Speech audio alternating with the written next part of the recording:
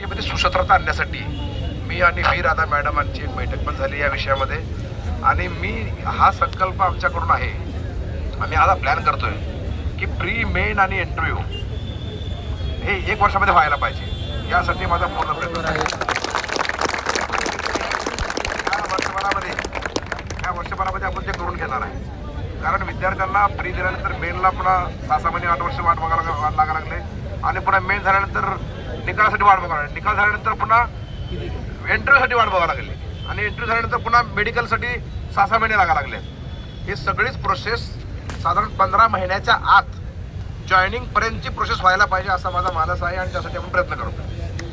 आज तुमचा विषय ज्वलंत आहे. आज पुण्यामध्ये आणि बाकीच्या ठिकाणी आणि अनेक जिल्ह्यामध्ये सुद्धा आज विद्यार्थी PSI वयवाढीचा मागणी करतायत आणि पोलिसांना भरतीमध्ये वयवाढ दिलेली आहे. पण तुम्हाला हेही माहीत असेल की मागच्या वेळी जाहिरात काढताना जुलैमध्ये जाहिरात काढली, नियमाला जाहिरात निघाली, बरोबर आहे, निघाली का नाही? नियमाने जाहिरात निघाली आणि 4 महिन्याची जी काय आपण प्रिस्क्राईब डेट असते ते डेट धरूनच तुम्हाला कट ऑफ सांगितलं होतं की ह्या तारखेला ज्याचं वय आहे त्यांनीच फॉर्म भरायचं म्हणून.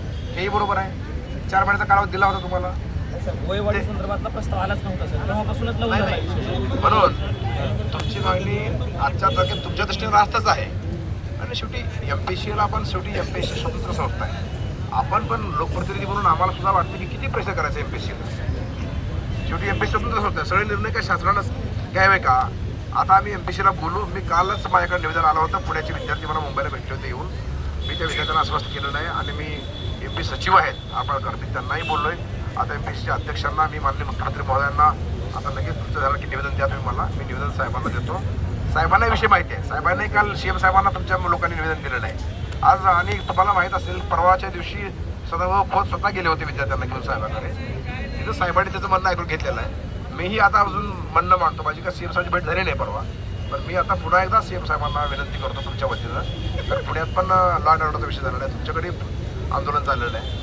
नक्कीच यामध्ये सदाभाऊ असतील, मी असतील, गोपीचंदजी असतील, पडळकर साहेब, आम्ही सगळेच प्रयत्न करतो आहे की अजून एकदा. आता माझ्याकडे सध्या 2 वाजेपर्यंत व्यवस्था आहे. 2 नंतर या विषयामध्ये जरा मी लक्ष घालतो. धन्यवाद साहेब. आमची विनंती आहे, जर आम्हाला 2 नाही आम्ही 3 वाजेपर्यंत तिथे बसतो साहेब, पण आम्हाला